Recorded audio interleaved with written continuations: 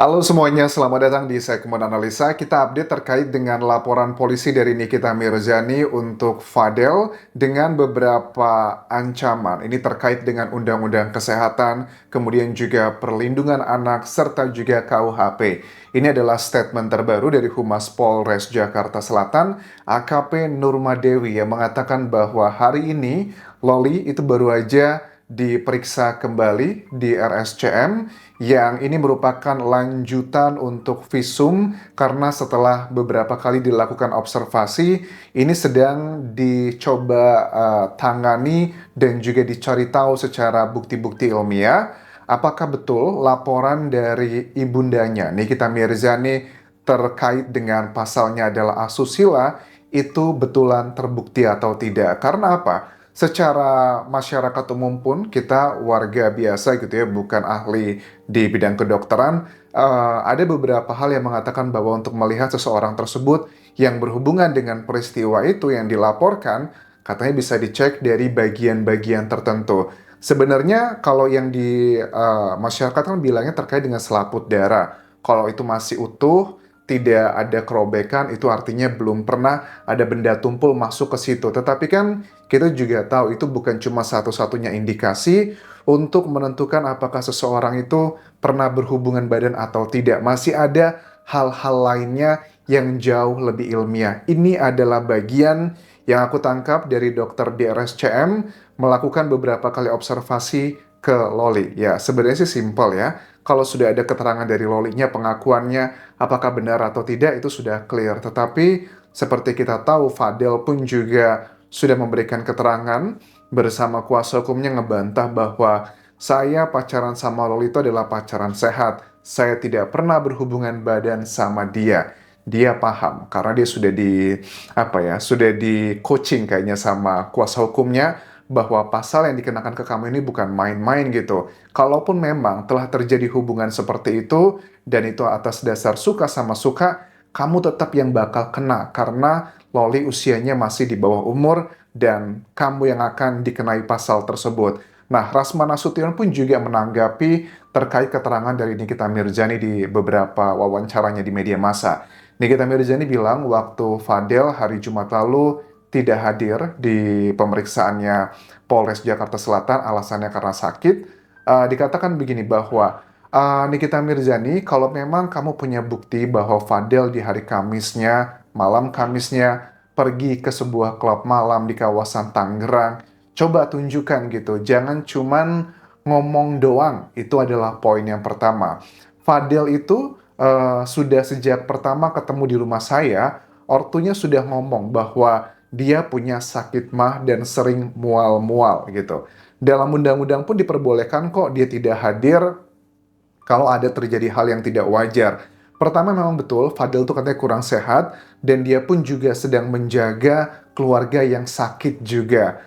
Ya, ini sih kesannya adalah dicari-cari, karena keterangan dari Humas Polres Jakarta Selatan pun, kan awalnya itu juga meminta surat dokter gitu kan ya. Boleh nggak datang, sudah dikasih surat, udah bagus, sudah sesuai dengan SOP, tetapi kami meminta, kata AKP pun Nurmadewi, bahwa surat keterangan dokternya mana gitu kan. Tapi sampai sekarang dikatakan belum ada tuh surat keterangan dokternya.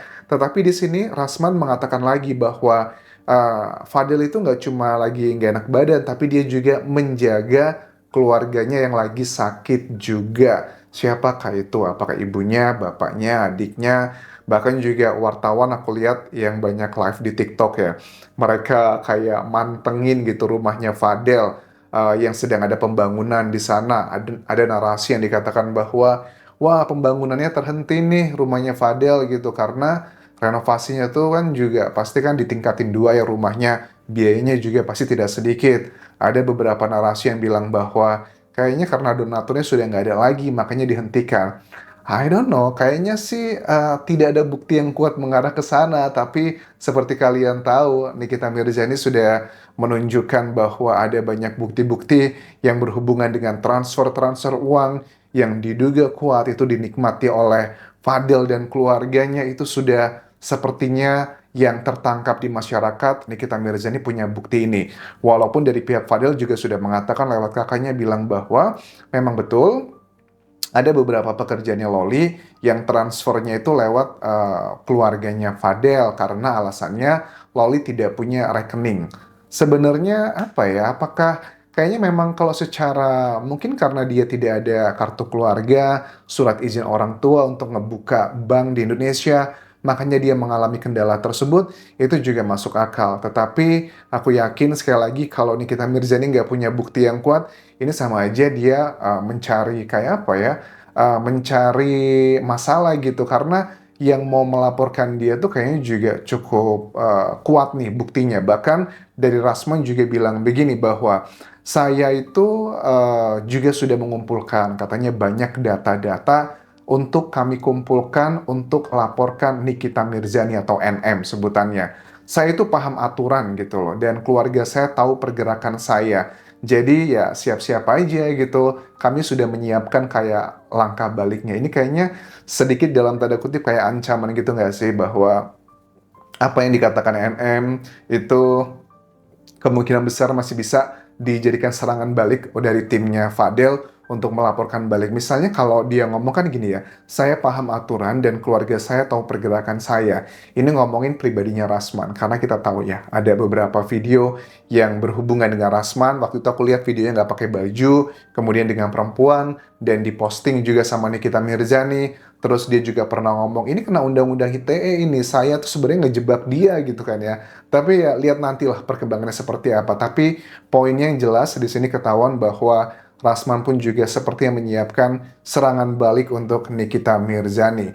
Di samping dua alasan tadi, Fadel sedang tidak enak badan, plus juga sedang menunggui anggota keluarga yang sakit, Rasman juga bilang bahwa kami pun sedang mengumpulkan barang bukti tambahan gitu. Kami tak ada kewajiban memberikan surat sakit ke pihak Nikita Mirzani.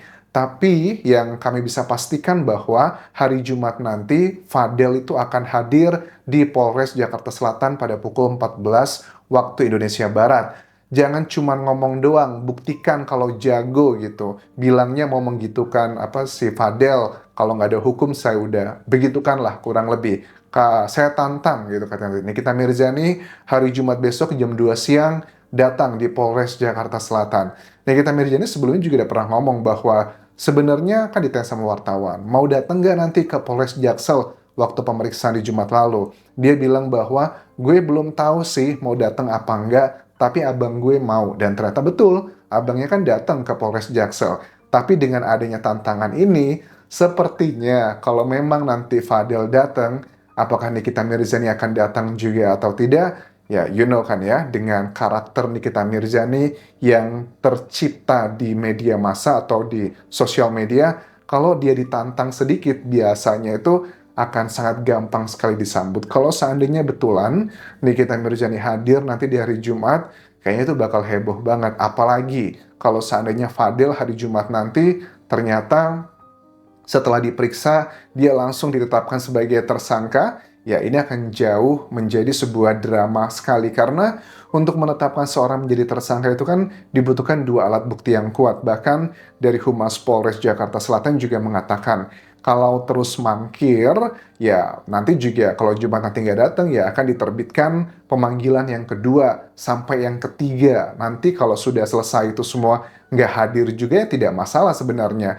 Karena tanpa adanya klarifikasi dari pihaknya Fadel pun, kasus ini akan terus diproses. Kalau memang sudah ada dua alat bukti yang kuat, ya dia akan langsung ditahan sebagai tersangka dari kasus ini. Dan kalau pasal yang dikenakan ke Fadel itu ancamannya di atas 5 tahun penjara, dia harus dipenjara walaupun masih dalam statusnya tersangka. Tapi kalau di bawah 5 tahun, ancamannya masih bisa dinegosiasi lah dengan berbagai macam kriteria tertentu ya, dengan syarat-syaratnya. Tapi dari sini kita bisa ngelihat bahwa apa yang dikatakan Fadel sepertinya tidak linear dengan kenyataannya. Awalnya kan dia bilang, saya yakin bahwa Nikita Mirzani tidak akan bisa memenjarakan saya dengan bahasa-bahasa yang dia sampaikan karena dia punya bukti yang kuat A, B, C, dan D. Tapi dengan reaksi dia nggak hadir, kemudian ada beberapa pengacara juga yang membantu di sini. Kesannya dia udah kayak mulai nggak berkutik begitu. Ya, suka nggak suka lah ya, orang yang sedang bermasalah dengan kasus hukum, apalagi juga ancaman yang nggak main-main, apalagi juga Loli pun walaupun dia masih terus sepertinya berpihak di mendukung Fadel, tapi alat bukti yang berhubungan dengan ya bagian tubuhnya dia itu adalah sebagai data-data ilmiah, sebarang bukti yang tidak bisa terbantahkan, dan itu nanti kemungkinannya yang bisa menghantarkan Fadel sebagai tersangka lagi. Artinya kalau Fadel ini menjadi tersangka lagi, ini akan menjadi kali ketiga Fadel itu di penjara. Karena yang pertama setahun yang lalu dia pernah melakukan pengeroyokan kepada oknum anggota TNI bersama dengan kakak-kakaknya. Kemudian yang kedua pun juga sama, kasusnya sama, tapi di Polsek Pasanggerahan itu sekitar beberapa minggu yang lalu. Dan kalau ini terbukti dia sebagai tersangka, ini artinya adalah ketiga kali dia bermasalah dengan hukum di Indonesia. Sementara itu yang bisa aku update mengenai kasus ini. Sampai ketemu lagi di video berikutnya. Tinggalkan like dan juga komen, subscribe channel YouTube ini, follow Instagram, Facebook pageku, dan juga akun TikTok di Anggasa Semara. Sampai jumpa.